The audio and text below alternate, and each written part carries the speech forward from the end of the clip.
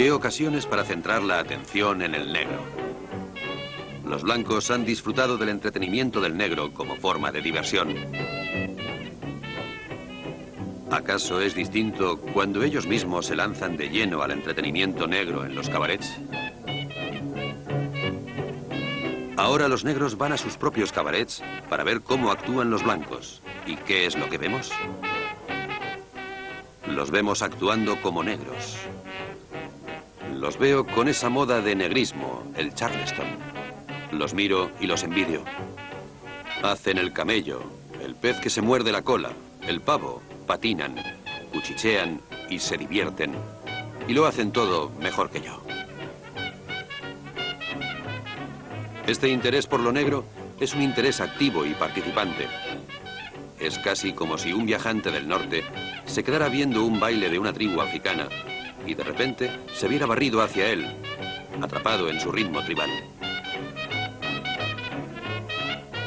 Tal vez estos nórdicos por fin han entrado en nuestra longitud de onda. Tal vez por fin están aprendiendo a hablar nuestro lenguaje. Rudolf Fischer, de American Mercury. Creo que el día que vengan los marcianos y empiecen a atacar a la gente, buscarán a todo aquel que pueda tocar algo de blues. Dirán, ¿sabes tocar algo de blues? Porque necesitamos ese tipo de sentimiento ahí arriba. Y si no sabes tocar blues, bueno, tal vez se deshagan de ti. Pero si sabes tocar algo de blues, sacarás la trompeta y dirán, muy bien, tú puedes venir. Jazz, la historia.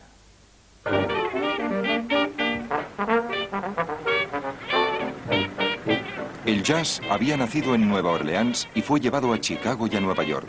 Pero a mediados de los años 20 empezaba a tocarse en salas de baile y bares clandestinos de todas partes.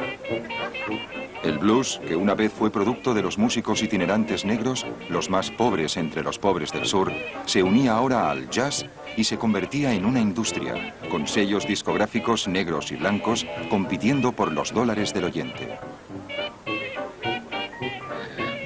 El baile consumía a un país seguro de que esa prosperidad sin precedentes de los exitosos 20 nunca terminaría.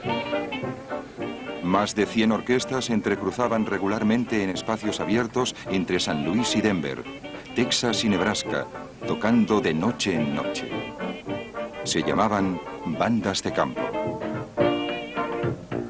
Los discos y más tarde la radio llevaron el jazz a lugares remotos donde ninguna banda podía llegar.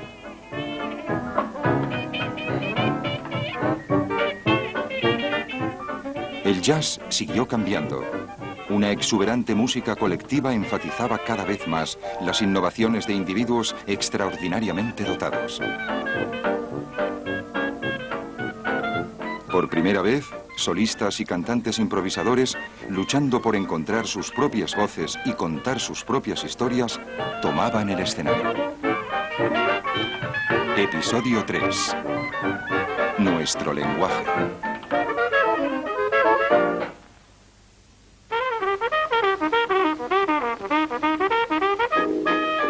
A finales de los años 20, y seguramente algunos años después, había todos esos Harvard Brahmins, las clases dirigentes musicales del noreste, que se reunían a menudo para discutir dónde se encontraba la música americana. ¿Cómo vamos a desarrollar una verdadera música americana? Por supuesto, están convencidos que encontrarán al mejor músico americano en el único lugar que conocen, que es la academia, su hogar. Y están seguros que lo encontrarán en la única tradición que conocen, que es la tradición europea, así que no son conscientes de que mientras se atormentan buscando un Bach americano, este ya existe, pero no encaja con su descripción.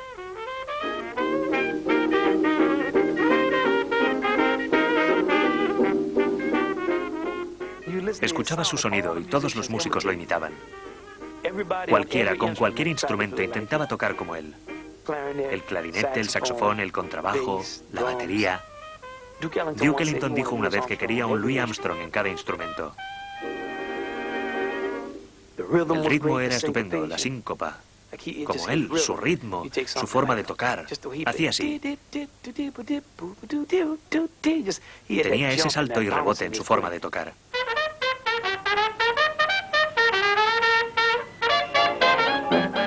En 1925, Louis Armstrong se había convertido en la mayor estrella de la banda de Fletcher Henderson, tocando cada noche para clientes blancos en el Roseland, la sala de baile más popular de Nueva York.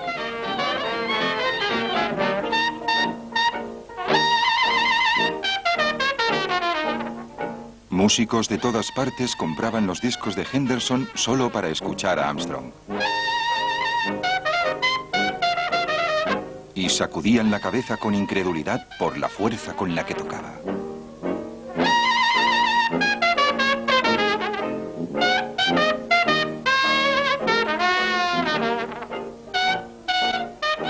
Pero ya no era feliz en el grupo de Henderson. Le molestaba el descuido de los otros miembros de la banda, que bebían demasiado, a menudo llegaban tarde y a veces ni aparecían. Siempre me he tomado muy en serio mi música, recordaba. Sentía que no figuraba lo suficiente en la banda. Y ahora también le gustaba cantar. Pero Henderson creía que su estilo era demasiado negro para el Roseland.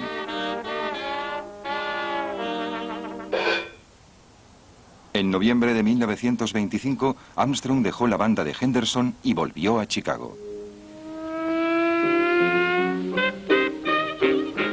Fue ahí donde Armstrong introdujo un nuevo estilo llamado heebie-jeebies, en el que cantaba y también improvisaba sonidos con su voz de una manera que muy pocos habían escuchado fuera de Nueva Orleans. Existe una historia apócrifa, que por supuesto significa que podría ser o no cierta. Yo creo que era cierta. Cuenta que durante la grabación de una canción llamada Heebie-Jeebies, al músico se le cayó el atril al suelo. Y como por aquella época el tiempo en los estudios era tan preciado y no había descansos o repeticiones, empezó a cantar con su voz como lo haría con su trompeta. Y eso acabó llamándose scat singing. Estábamos tocando Heebie-Jeebies y yo tenía esa partitura. Y no sé, se me cayó de la mano y miré a la sala de control y el director de la compañía discográfica, OK, no dejaba de mover los brazos diciendo, adelante, sigue. Y así inventamos el scat sing. Bueno, entonces no lo llamábamos scat sing, pero ya solíamos canturrear como los instrumentos. Así que cuando dijo, adelante, sigue, yo hice... Así fue como surgió el Heebie-Jeebies. Y cuando hubimos acabado nos dijo, bueno, amigo, aquí es donde nació el scatting.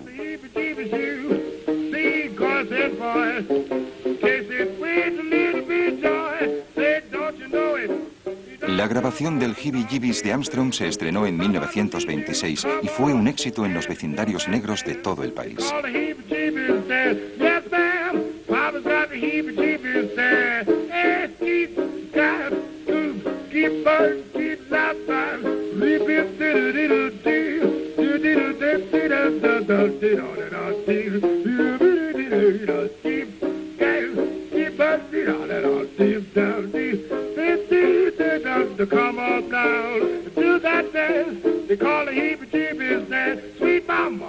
Durante meses después de eso, recordaba el clarinetista de Chicago, Mes Mesrow, hasta los gatos se saludaban con el sonido de Louis.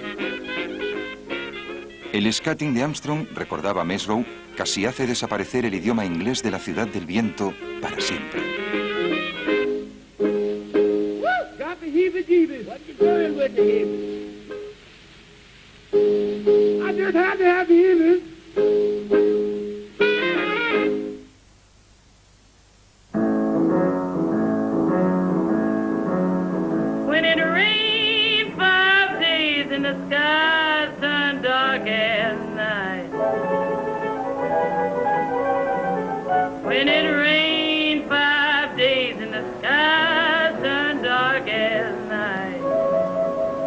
En la primavera de 1927, un tren en el que iba una cantante de blues y su banda se detuvo de repente a las afueras de una ciudad del sur de Ohio. Una gran inundación había anegado el valle y las vías del tren estaban cubiertas por el agua. El grupo tuvo que ser transportado en botes hasta el teatro donde actuaban.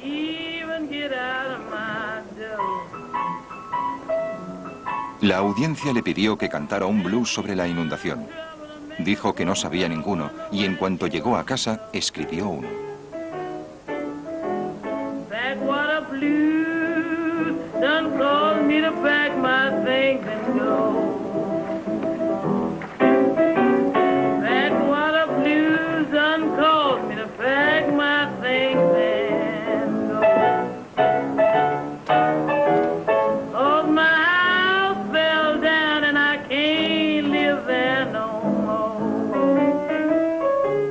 Su nombre era Bessie Smith, y su público, abrumadoramente negro, la mayoría pobres, siempre confiaban en ella para decir lo que ellos no podían.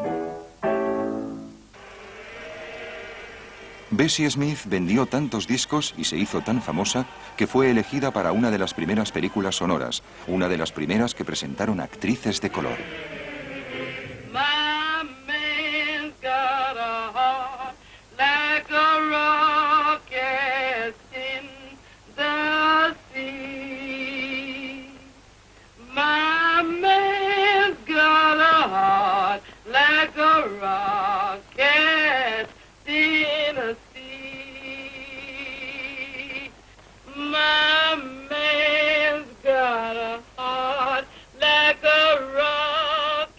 Smith bebía mucho y tenía muy mal humor.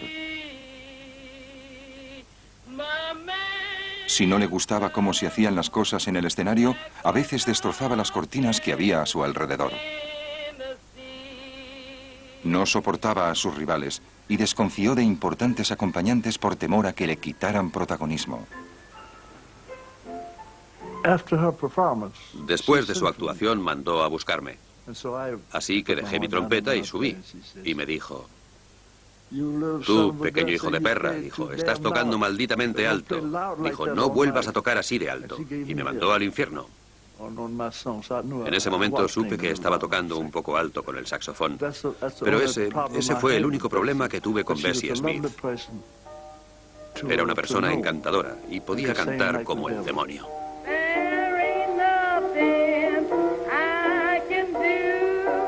Una sofocante noche de julio de 1927, Smith y su grupo actuaban bajo una carpa en Concord, Carolina del Norte.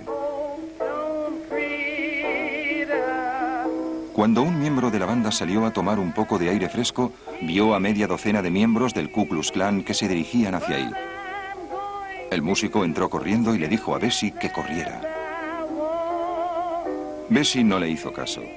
Salió de la carpa y corrió hacia los hombres del clan, sacudiendo el puño y maldiciendo. «Sacaré a toda la maldita carpa aquí fuera», gritaba. «Coged vuestras sábanas y largaos». Ante una Bessie Smith y una carpa llena de sus más leales seguidores, los hombres del clan huyeron. Smith volvió a la carpa y empezó a cantar de nuevo.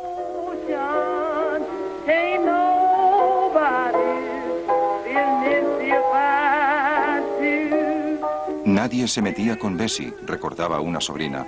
Negros o blancos, daba lo mismo.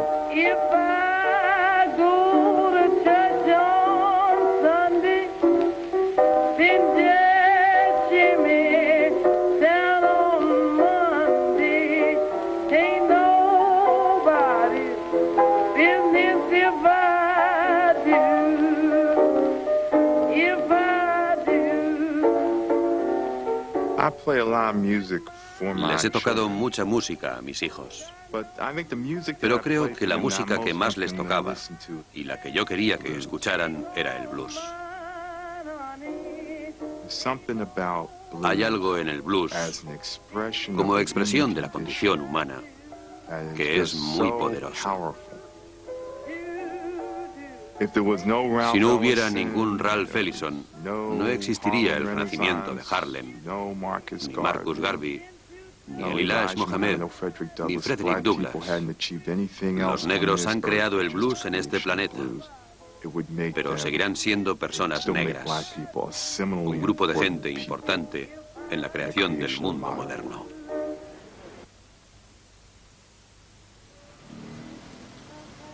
Mientras tanto, por todo el país, desde San Francisco hasta Nueva York, la época del jazz no mostraba ningún signo de decadencia.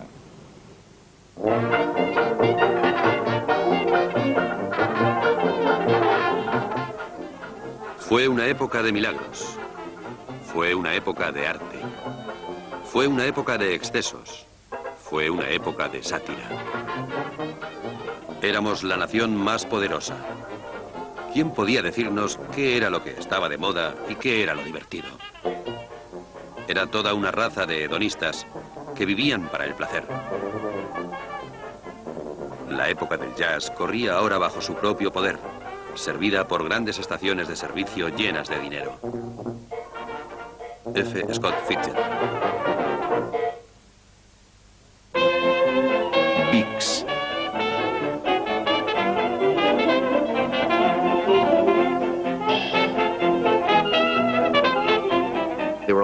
Había muchos músicos blancos jóvenes en el país que intentaban tocar jazz.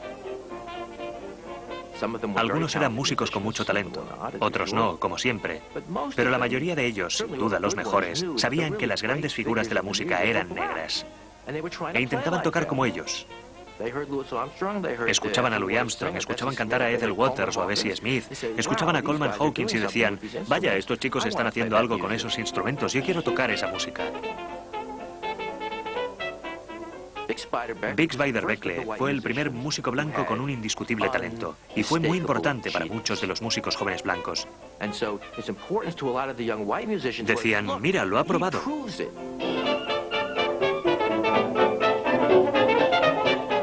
Ha probado que puede tocar esa música. Es posible que un músico blanco tenga una verdadera y original contribución al jazz. Leon Biggs Beiderbecke, una de las figuras más prometedoras y más trágicas de la historia del jazz, surgió no de las grandes ciudades como Nueva Orleans, Chicago o Nueva York, sino de la rural Heartland. Nació en el 1934 de la gran avenida de Davenport, en Iowa, el 10 de marzo de 1903. Si su padre, un trabajador y presbiteriano practicante, no le hubiera animado, su hijo nunca habría tocado una sola nota de jazz. A los 3 años, Biggs mostró una habilidad para la música poco común. A los 8 años tocaba mejor que su profesor de piano. Pero no podía soportar ningún tipo de autoridad y nunca se preocupó de aprender más que lo rudimentario para escribir música. Un defecto al que se añadió la inseguridad que le obsesionaría toda su vida. Cuando su hermano mayor volvió de la Primera Guerra Mundial, con la última Victrola y un brazo lleno de discos, incluido Tiger Rag, de la banda de jazz original de Dixieland, Biggs se quedó paralizado. Lo puso una y otra vez. Luego pidió prestada la corneta de un vecino y empezó a imitar los sonidos nuevos que escuchaba. Al poco tiempo, empezó a pasear junto al río, escuchando a las bandas de jazz que actuaban a bordo de los barcos de vapor que atracaban en Davenport. El músico que le causó mayor impresión fue Louis Armstrong, que por aquel entonces empezaba a ganarse un nombre. ¿Qué debió escuchar? Una especie de explosión, creo yo, de ritmo y posibilidades de sonido que debió armonizar con lo que llevaba dentro y que sabía que no tenía nada que ver con lo que sus padres querían para él. Y al escuchar esta música, había acabado con todo aquello. Y eso era exactamente lo que necesitaba para ser alguien, para ser él mismo. La música jazz se convirtió en una obsesión y Biggs enseguida fue lo suficientemente bueno con la trompeta para tocar junto a músicos mayores que él. Y entre actuación y actuación, a menudo se unía a ellos detrás del kiosco para beber ginebra de contrabando. Sus padres estaban horrorizados y en 1921 le sacaron de la escuela secundaria y le enviaron a un estricto internado en Lake Forest, Illinois.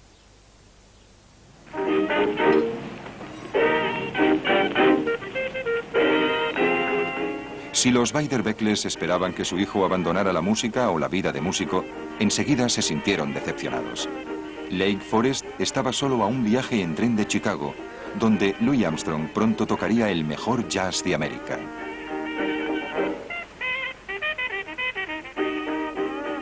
Al cabo de una semana de su llegada a la escuela, Biggs escribía a casa contándole a su hermano que se había abierto camino en 3 clubes de negros de la zona sur, buscando desesperadamente lo que él llamaba auténticos negros del jazz.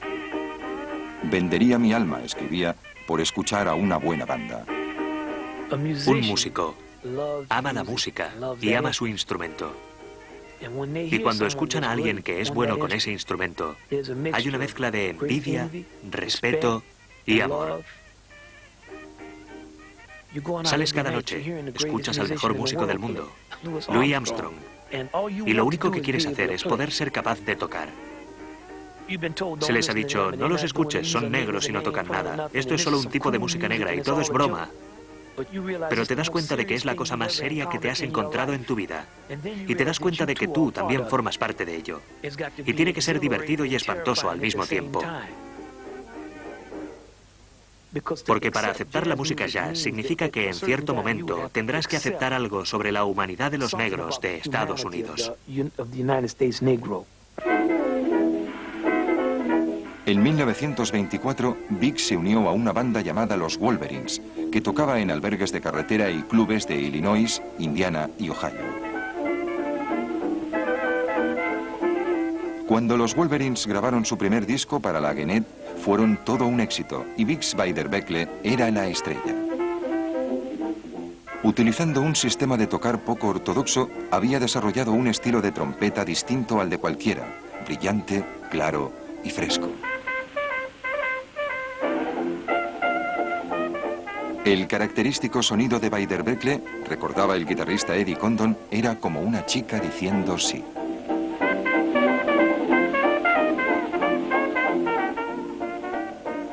He escuchado música toda la vida, pero nunca había oído nada igual a lo que tocaba Biggs Beiderbecke. Por primera vez me di cuenta que la música no es toda igual, que algunas personas tocan tan distinto a otras que se convierten en un nuevo conjunto de sonidos. Eddie Condon. Las armonías y los preciosos cambios musicales que tocaba, eso era algo nuevo. Nadie había oído esa forma de tocar, esos preciosos cambios de Biggs. Nadie. En 1926, Biggs comenzó una gira con la orquesta Jim Golkett, la orquesta blanca más caliente de América. La primera banda de jazz blanca verdaderamente buena. Era una gran banda, la Jim Golkett. Estaba compuesta por grandes músicos y a mediados de los años 20 la banda era increíble. Y siguen siéndolo. Escuchas discos como por ejemplo Clementine hoy en día y es una locura.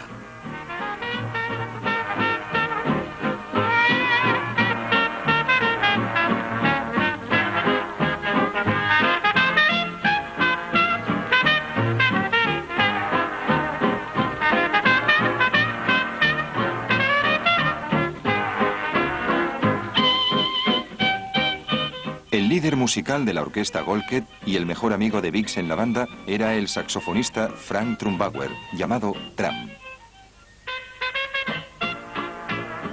Eran opuestos en muchas maneras. Tram era jovial y metódico. Biggs era desorganizado e inseguro.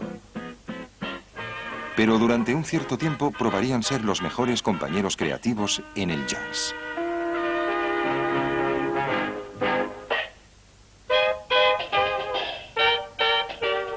En 1927, mientras la bolsa de valores alcanzaba un récord de subidas, Trumbauer y Biggs grabaron su mayor éxito, Singing the Blues.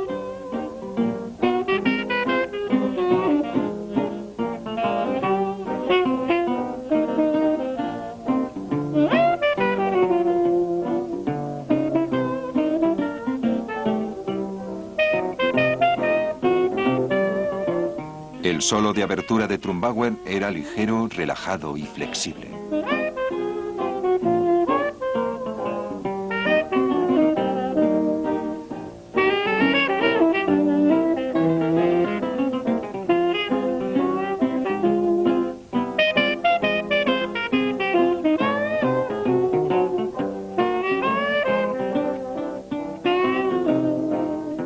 Y los brillantes coros de Beiderbecke hacían lo poco que Trumbauer dejaba por hacer.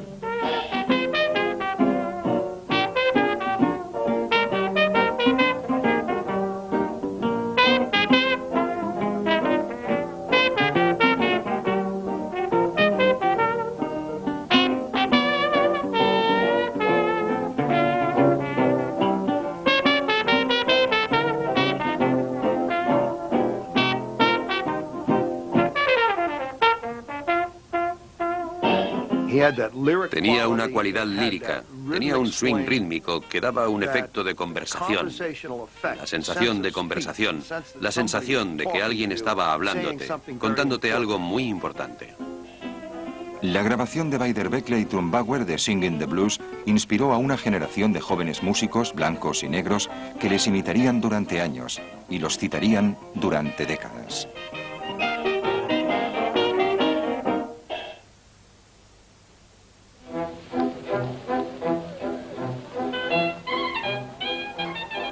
Chicago, 1910. Las calles están impronunciablemente sucias. El número de escuelas inadecuado. La legislación sanitaria nula. El iluminado de las calles deficiente. El pavimento miserable e inexistente en las callejuelas y callejones. Los establos sucios más allá de toda descripción. Cientos de casas no están conectadas con el alcantarillado de las calles. Los habitantes más viejos y más ricos parecen ansiosos por mudarse lo antes posible. Jane Addams. En 1902, un refugiado judío polaco llamado David Goodman, huyendo de la persecución rusa, se había mudado con su familia a la concurrida zona oeste de Chicago. Fue ahí, el 30 de mayo de 1909, cuando su esposa Dora dio a luz a su noveno hijo, Benjamin. La familia vivía apiñada, a veces en sótanos sin calefacción, obligados a mudarse continuamente cuando no tenían el dinero suficiente para pagar el alquiler. Había días, recuerda Benny Goodman, que no había nada que comer. Y no me refiero a mucho que comer, me refiero a nada. La situación era imposible. El padre trabajaba sacando manteca en los mataderos de Chicago y volvía a casa oliendo a grasa de animal. Y Benny dijo que nunca podría olvidarlo. Recordó ese olor durante toda su vida. David Goodman decidió que sus hijos vivirían en América mejor que él. Se enteró que el hijo del vecino estaba ganando dinero extra tocando en una orquesta y vio la manera de que sus hijos empezaran a remontar.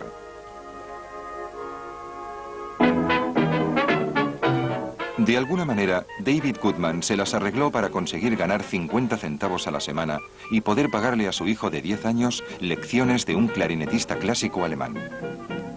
Desde el principio, Benny tuvo un extraordinario talento y se tomó muy en serio su arte. Practicó cada día religiosamente durante toda su vida. Era claramente mejor que cualquier otro. Era uno de esos chicos que estaba completamente seguro de sí mismo. Incluso cuando tenía 12 años, nunca le dio vergüenza tocar. Salía al escenario en cualquier parte, incluso de pequeño. Y era estupendo. Estaba totalmente seguro de sí mismo y de lo que podía hacer. Creo que trataba la música como cualquier niño hubiera tratado su bate de béisbol. Su trompeta lo era todo para él. Y cualquier cosa que podía hacer salir de ella era exquisita. Siempre fue perfeccionista. Escuchaba el jazz de Chicago. Por aquel entonces se tocaba mucho jazz. Louis Armstrong estaba ahí y había muchos músicos maravillosos. Goodman escuchaba a todos los grandes clarinetistas negros de la ciudad. Johnny Dodds, Jimmy Nunn, Buster Bailey. A los 14 años, Goodman estaba tocando con bandas de músicos mucho mayores que él y estaba ganando $15 la noche, 3 veces más de lo que su padre podía ganar trabajando 12 horas al día en los mataderos.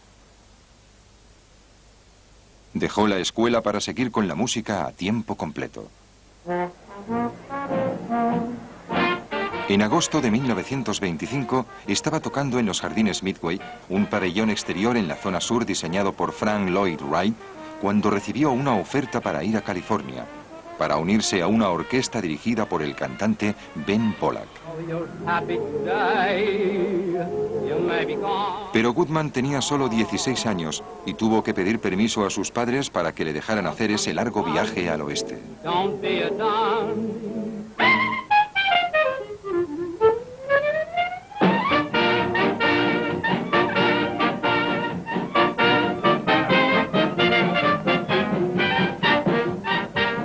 Benny Goodman estaba ganando en ese momento lo suficiente para alimentar a toda la familia. Hombre de raza.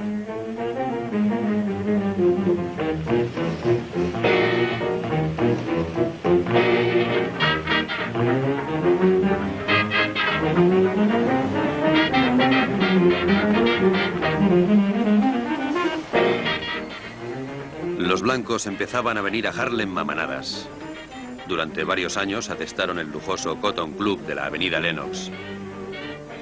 Pero yo nunca fui ahí, porque el Cotton Club era un club Jim Crow para gánsteres y blancos adinerados. A los negros no les gustaba la creciente afluencia de blancos después del anochecer, inundando los pequeños cabarets y bares donde antiguamente solo las personas de color reían y cantaban.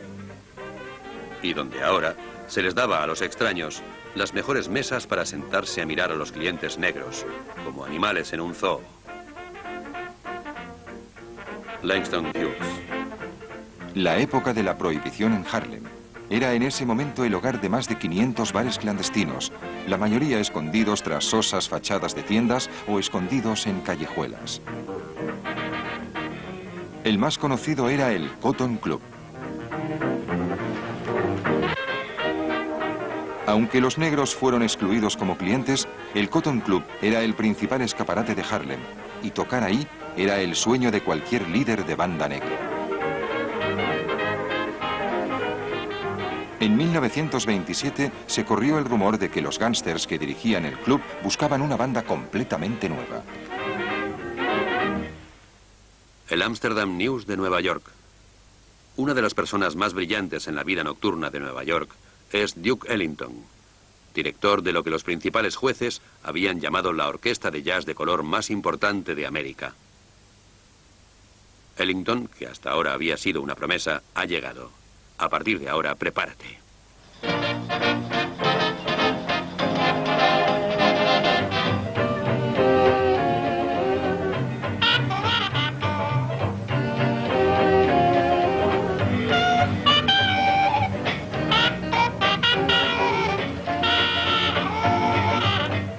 Durante casi 4 años, Duke Ellington había estado tocando su música caliente en el Kentucky Club, frente a Times Square.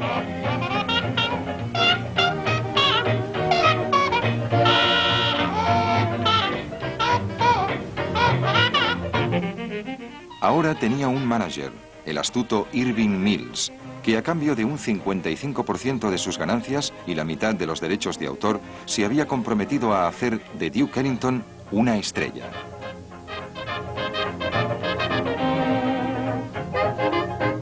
Cuando Mills se enteró de la abertura del Cotton Club, arregló una audición para Ellington.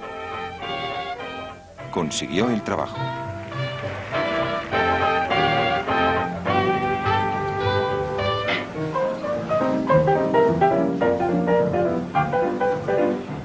Fue el momento decisivo en la carrera de Ellington. Y fue en el Cotton Club donde su sonido, lleno de los bufidos de su trompeta, armonías insólitas y coros que nadie había oído antes, creó un estilo nuevo para unos y bajo para otros, la jungle music.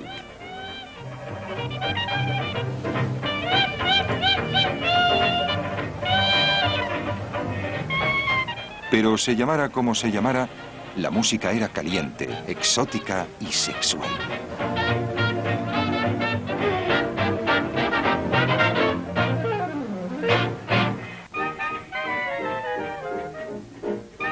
Ellington trabajaba sin cesar, escribiendo canción tras canción, porque las revistas cambiaban cada 6 meses. El Cotton Club demostró ser un inestimable lugar de entrenamiento para él, marcando el estilo de composición que seguiría el resto de su vida. Una de las cosas sobre Ellington es que es autodidacta. Es el mayor autodidacta. Asciende a medida que avanza. No es el tipo de chico que se aprende la parte de la trompeta en 1, 3, 5 y luego lo hace igual. Él se aprende la parte de la trompeta y lanza un barítono o un clarinete bajo. Lo contrarresta con trombones y saxofones. Crea una disonancia y diferentes tipos de armonías. Así que rompe todas las reglas y crea un mundo completamente nuevo de tonos, del que surgirá la composición del jazz. Pienso que Duke creía que tenía la habilidad de expresar algo especial. Creía en su conocimiento de la armonía, el cual desarrolló. Un lenguaje armónico propio. Conocía muy bien a la orquesta y los colores de cada instrumento, pero no solo el instrumento. Para Duke, una trompeta no era solo una trompeta, era un individuo. Un saxofón no era solo un instrumento, era una persona. Tenía un saxofonista barítono llamado Harry Carney, que tenía el sonido barítono más maravilloso que nunca había oído.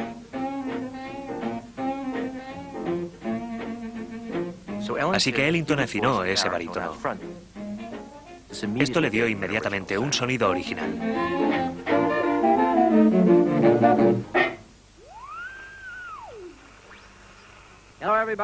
Hola a todos, bienvenidos a nuestro famoso Cotton Club.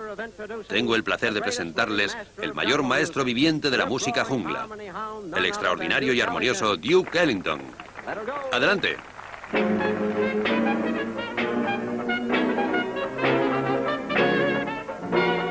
A finales de 1927, la CBS llevó un micrófono al Cotton Club y Duke Ellington se convirtió en el primer líder negro de una banda en América, retransmitiendo a escala internacional.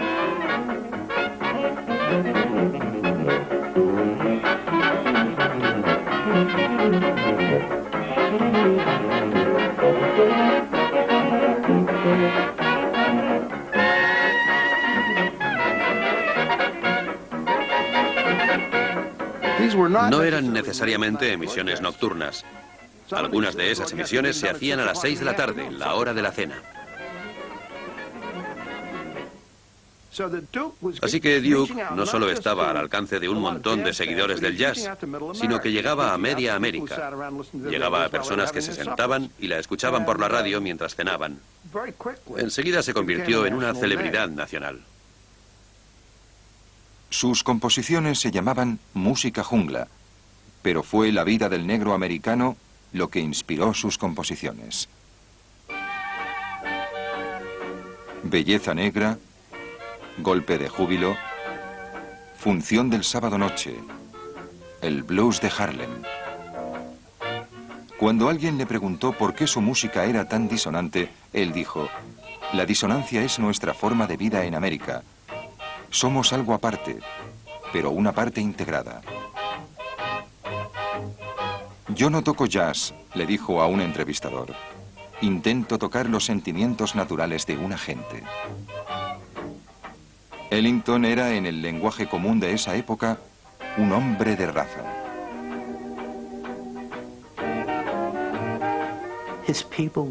Su gente era importante para él.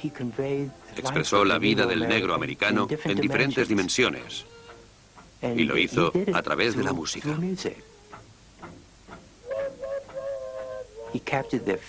Captó sus sentimientos, su humor, sus altibajos. Los títulos de las canciones mostraban que Duke era muy consciente de la gente a su alrededor. Desde sus primeras piezas, como Fantasía Negra y Morena, ya expresaban el sentimiento de una gente, sus luchas y sus alegrías, así como sus penas.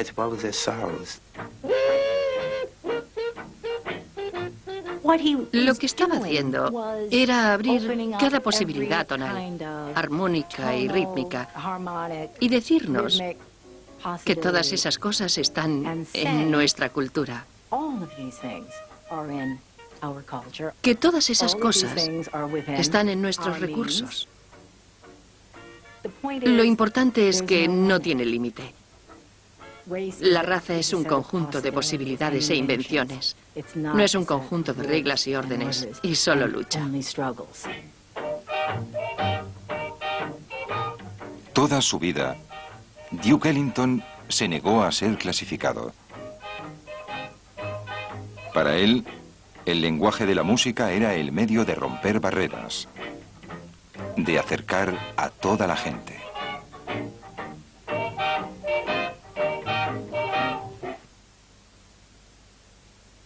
Despierta, Biggs. En 1927, la orquesta de Jim Golkett se disolvió, dejando a Biggs Beiderbecke y a su amigo Frankie Trumbauer sin trabajo. Entonces oyeron hablar de Paul Whiteman, el líder de la banda mejor pagada y con más éxito de todo el país. Whiteman estaba deseoso de contratar a los mejores músicos calientes para alegrar su sonido. Quería, pero no se atrevía a contratar músicos negros, así que buscó a los mejores músicos blancos. En 1926 y 1927 el jazz se convirtió en una música muy poderosa y Whiteman lo sabía. Tenía a los mejores músicos blancos del mundo. Biggs Beiderbecke, Frank Trumbauer, Eddie Lang y Joe Venuti estaban en la banda. Así que durante 2 o 3 años, Whiteman, aún no siendo un músico de jazz, grabó varios discos buenos de jazz. Biggs adoraba actuar en la banda de Whiteman y escribió a sus padres en Davenport para contarles que había conseguido un trabajo con la orquesta más famosa de América.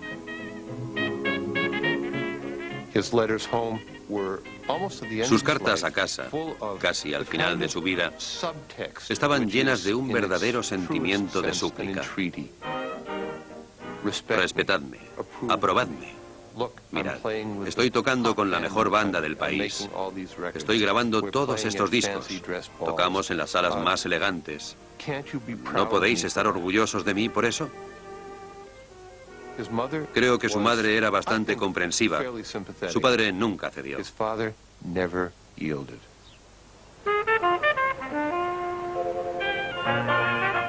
En el verano de 1928, la orquesta de Whiteman tocaba en el Teatro de Chicago.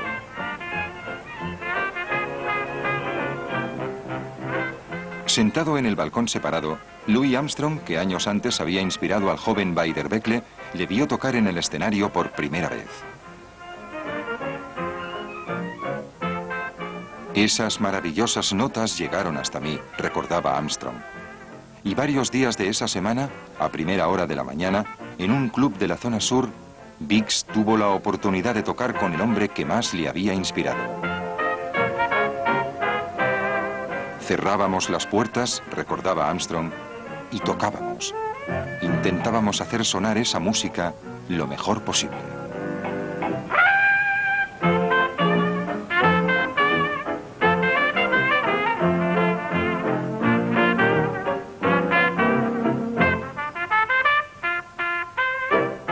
Pero Biggs Beiderbecke nunca tuvo la oportunidad de grabar o tocar en público con Louis Armstrong.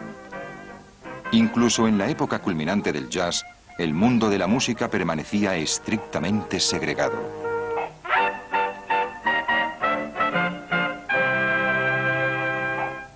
Dios mío, qué pobre hombre. Debería haber tocado con alguna de las orquestas negras y creo que eso le perjudicó. En cierta manera era una víctima artística, dejando las emociones a un lado. Emocionalmente era una víctima de muchas cosas, pero además era una víctima artística de la segregación. No se le permitía tocar con músicos que eran tan buenos y en algunos casos mejores que él. Eso era lo que necesitaban los músicos de jazz. La tragedia de Biggs Beiderbecke es una tragedia de América. Trata de un hombre blanco que entiende lo lejos que está nuestra cultura y nuestra sociedad de lo que debería estar. Y esa música le había dado una imagen de lo que era.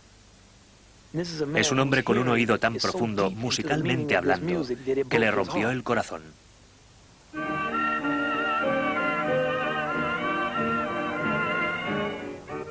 El 30 de noviembre de 1928, Biggs Beiderbecke se registra en el Hotel Palace de Cleveland con el resto de la orquesta de Paul Whiteman. Iban a comenzar una gira de una semana esa misma noche. Biggs tenía cada vez más dificultades para controlar la bebida y la depresión no dejaba de aumentar. Se había estado perdiendo conciertos, olvidando sus entradas, escondiendo botellas debajo del kiosco. Unos años más tarde, un trompetista que utilizaba copias de las partituras de Paul Whiteman descubrió una anotación escrita por alguien. Despierta, Biggs. Whiteman le animó para que se fuera a casa, a Davenport, para recuperarse. Pero cuando Biggs llegó ahí, descubrió en un armario del hall todos los discos que orgullosamente había enviado a sus padres. Nunca los habían escuchado.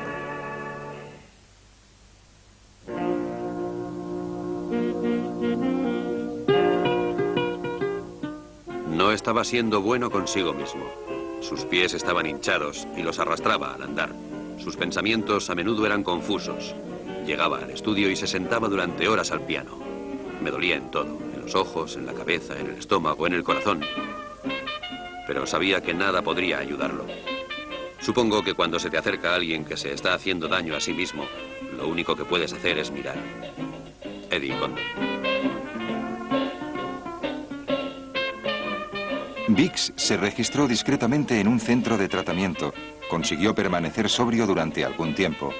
Más tarde, volvió a recaer. Nunca se recuperó lo suficiente para unirse de nuevo a la banda de Whiteman. En agosto de 1931, vivía solo en un apartamento prestado de una sola habitación en Queens, Nueva York.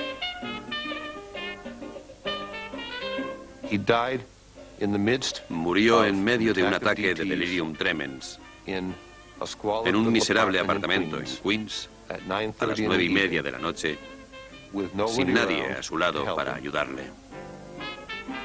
Biggs Beiderbecke no había cumplido los 29.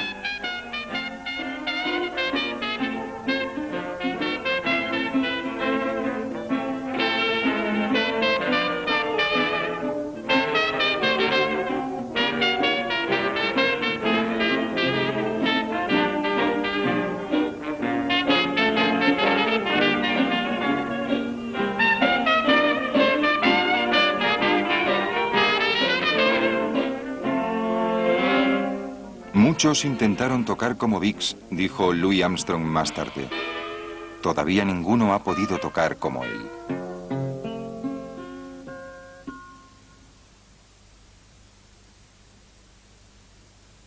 Louis Armstrong tenía una canción llamada Maho Mahogany Holstomp.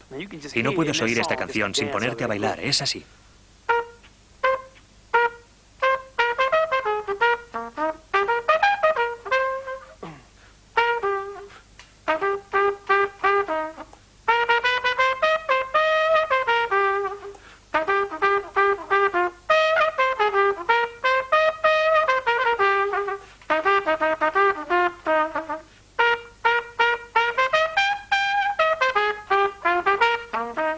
Tiempo moderno.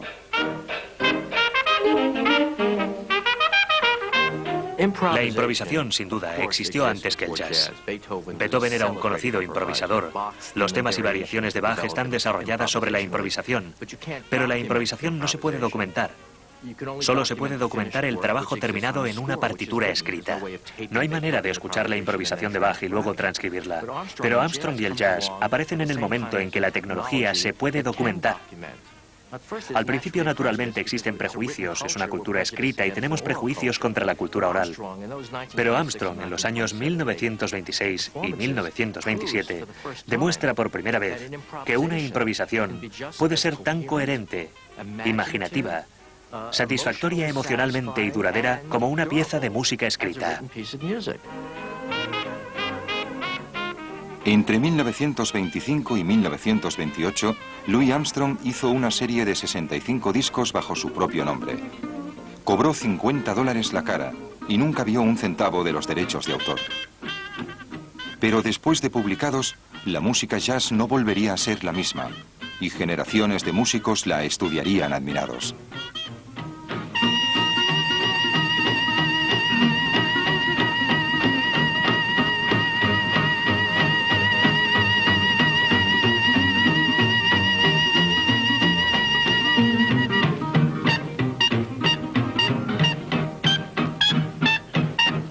Sus bandas, los Hot Five y los Hot Seven y los 5 de la Sala Savoy, solo eran grupos para grabaciones, creadas en la mayoría por músicos de Nueva Orleans con los que había estado tocando toda su vida, incluidos Johnny Dodds, Johnny St. Cyr y Kid Ory. Su esposa Lil a menudo tocaba el piano. Estos discos eran algo nuevo. Creo que lo más importante que se puede decir de los Hot Five y los Hot Seven es que por primera vez conocemos el jazz como un arte. ¿Qué introduce esta música que no hubiera existido anteriormente?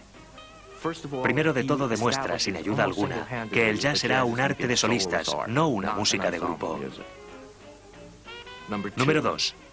Afirma que una base fundamental de esta música será el blues, que será tan fundamental para el jazz como la escala templada para la música del oeste.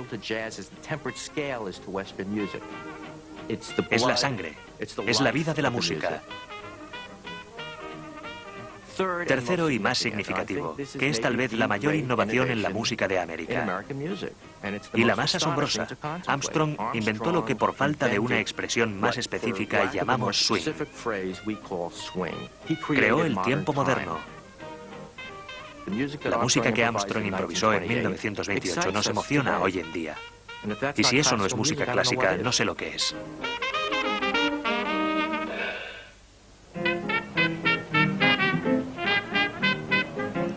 Durante más de 2 años, Armstrong había estado actuando en un club de la zona sur de Chicago, el Sunset.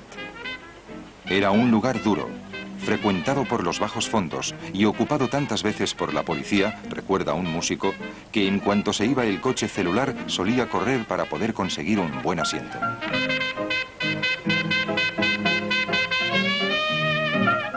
El pianista de Armstrong era un joven músico de Pittsburgh, Earl Hines, que fue un innovador.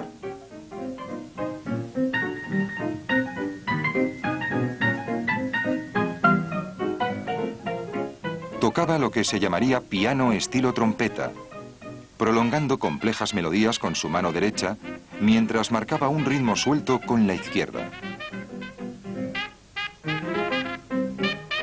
Él y Armstrong eran tan rivales como amigos, incitándose el uno al otro para llegar más alto.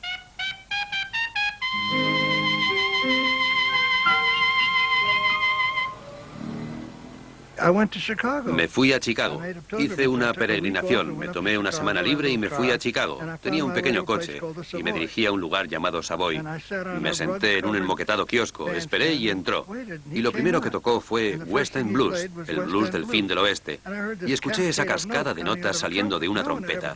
Nadie había hecho eso antes, así que me obsesioné con la idea de que eso era lo que tenía que hacer. Algo propio, algo que no tuviera nada que ver con ningún otro. Me sentí influenciado por él, no en cuanto a notas, sino en cuanto a hacer lo que eres. ¿Quién eres? El 28 de junio de 1928, Louis Armstrong y Earl Hines fueron a un estudio y grabaron una melodía de King Oliver, West End Blues. Se convertiría en uno de los discos más conocidos en la historia del jazz, un reflejo perfecto del país momentos antes de la Gran Depresión. Y de una vez para siempre, colocaría a Louis Armstrong como el mejor genio solista de la música. Durante toda la historia, los trompetistas hemos tocado fanfarrias. Ya sabes, se puede empezar con el elefante. El elefante hace... Esto es una fanfarria. Sal de mi camino, que voy a pasar. Y luego está la llamada de la trompeta que has oído siempre en las películas de los sábados.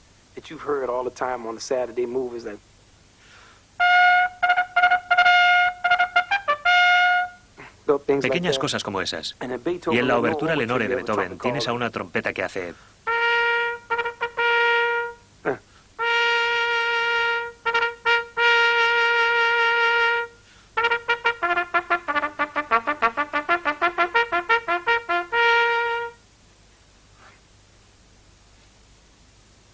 Así que siempre oyes hacer eso a la trompeta, pero los West End Blues suenan...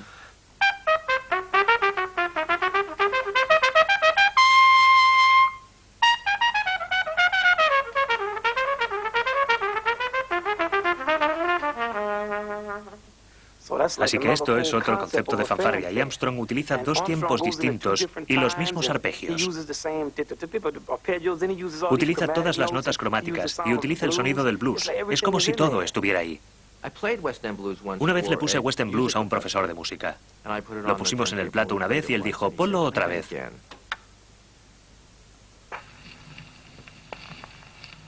Y volvimos a escucharlo en completo silencio y él dijo, deben ser los 3 minutos de música más perfectos que he oído en mi vida.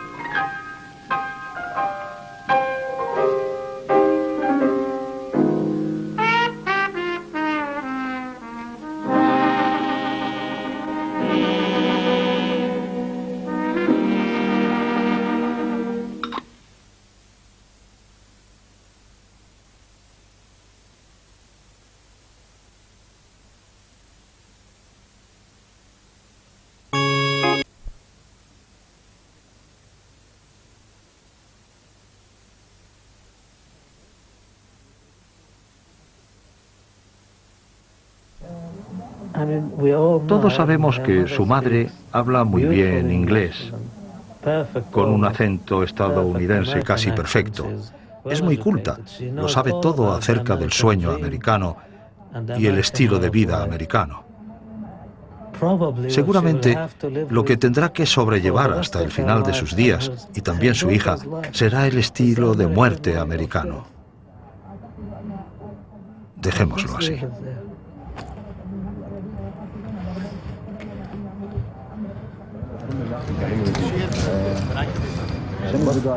Sospecho que quieren librar esta guerra sin testigos. No quiero sentirme aún más culpable, ni pensar que iban por nosotros.